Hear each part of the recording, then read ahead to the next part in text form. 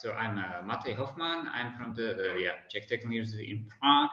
And so the talk that I prepared for today is more really like to start a discussion maybe in the panel afterwards. So this is not like that I will be presenting my work, but it's the topic is basically that I guess many of us have been seeing around that this embodied AI is recently becoming a buzzword, not only for us, but also for other communities like machine learning, deep learning. And what I want to basically briefly sketch in this talk is, whether these communities mean the same thing and what are kind of the, misconceptions and, what would be maybe a productive way forward. So just to give you the context, so I, as many, from this crowd, I originate from the lab of Rolf Pfeiffer.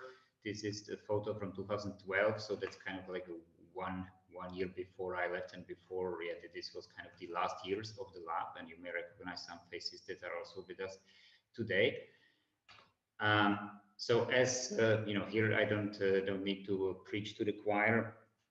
The one of the key premises here is that behavior is not in the brain, even though, if you, for example, open this Bible of neuroscience, which starts by saying all behavior is a result of brain function. So, that's not what we think. It is in the interaction. This is the schematics that has already been presented during this conference, how the body, the morphology, how there is a mechanical feedback loops, how there is also this information self-structuring. So the brain, by issuing the motor commands that go through the body and then come back through the sensory systems with a particular morphology, there is a specific information structure that is induced by all these components. And I think that is very important. Of course, morphological computation is another way of looking at the same thing. I have my reservations in calling these things how morphology helps control or perception computation. That's what we articulated in this article with Vincent Miller. But in any case, the key influence of morphology for control and for perception is not debated. And there might be morphological computation proper, where the body, in my view, is really computing, like this physical reservoir computing. So yeah, we know all that. Now, there is really, if you now search for embodied AI, you start seeing it in communities that previously didn't really address these topics. So, for example, there is a series of workshops at CVPR, which is this Computer Vision Pattern Recognition Conference, where they had already in subsequent years a series of workshops that they call embodied AI workshops. The theme of IROS, which is a robotics conference this year, was embodied AI for symbiotic society. There's also people that do reinforcement learning, for example, Serge Levin. So he recently gave a talk that was titled From Reinforcement Learning to Embodied Learning. So I think it's important for us to realize, what people mean when they say embodied AI or embodied learning, and to find bridges between these communities to make the most effective way forward. So that series of workshops at CVPR, they have a paper on arXiv that basically summarizes what this community is doing.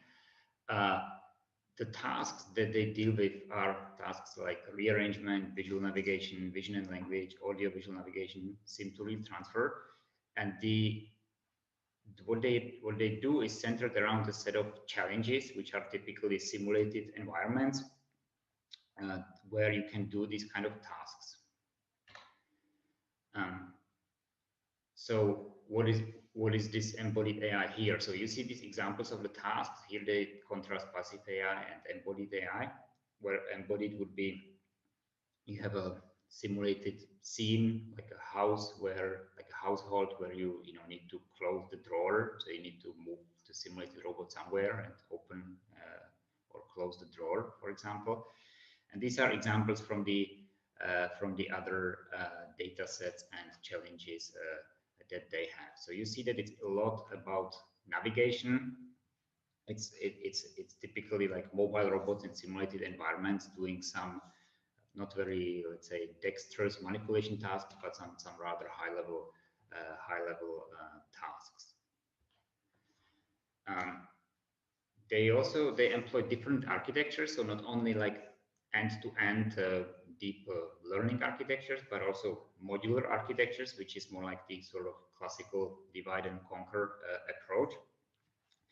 Here is a summary of some results they had. So you see that the modular, as the tasks become more complex, that they score better. So that's a kind of leaderboard here. And now this is my kind of take coming from the let's say embodied AI as within this crowd community. So they often equate embodied AI with sim to real transfer, and also with multimodal input. So as soon as you have input from more than a single modality, like as soon as you have vision and audio, for example,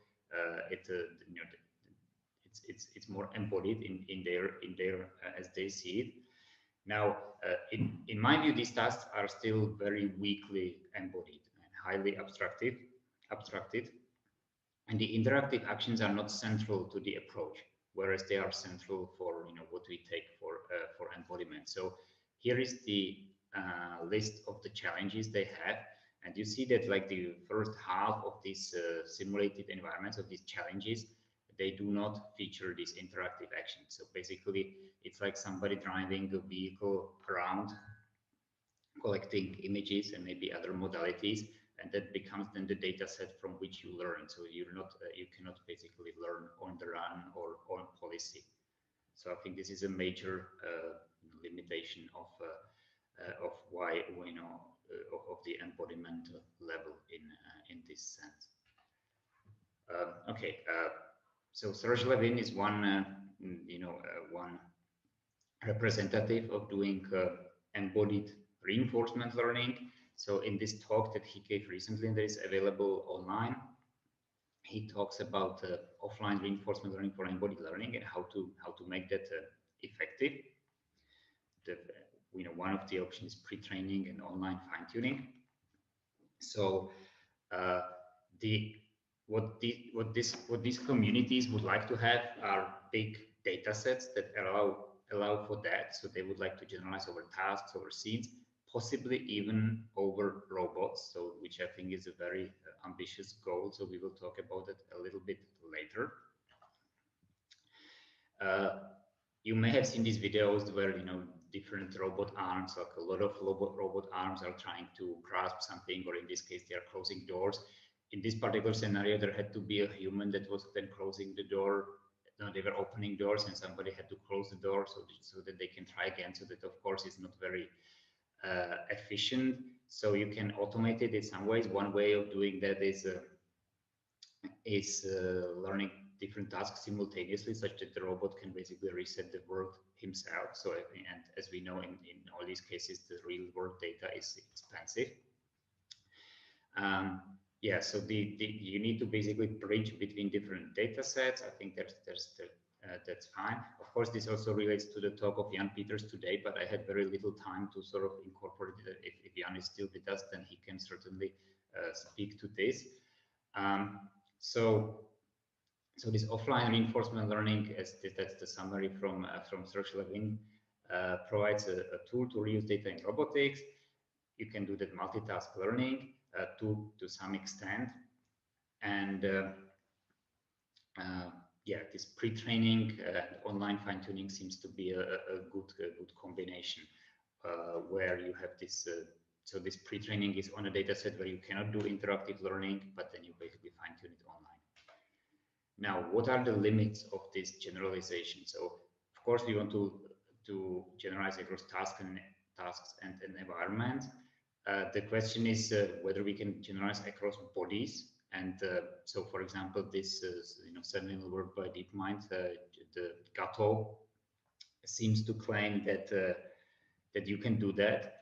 Now, the question is how much can a giraffe brain? So that this is making a caricature a little bit. profit from a crocodile's brain. So they seem to believe that that you can really do it as long as everything is big enough. But I think that you can do it only in a very weakly embodied task. So as soon as the body, the morphology plays an important role, which is what we understand by embodiment, then I don't think this can ever succeed. So that's something maybe for the panel discussion. So in summary, embodied AI within deep learning. So they give basically these deep learning architectures the body and close the loop with some reservations. The embodiment is, in my view, very weak.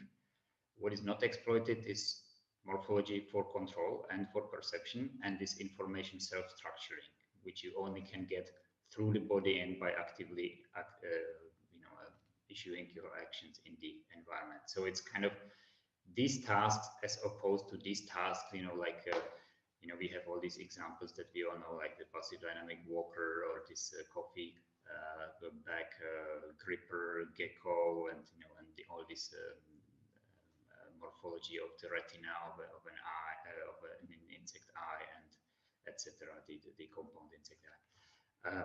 Okay, so now the open question is: can embodied AI under deep learning be more profoundly embodied?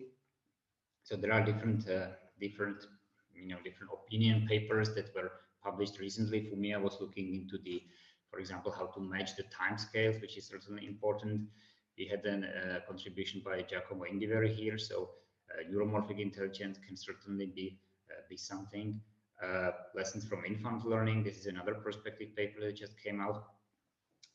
And finally, possibly the most straightforward way how to really get embodiment into these end-to-end approaches and the deep learning approaches are these differentiable physics simulators. So where they can differentiate also the body and its interaction with the environment, and hence they can basically backpropagate through the whole thing, including the body, and then the body, by doing that, becomes as important as anything else, as the controller. So that's my take, and I'm happy to discuss during the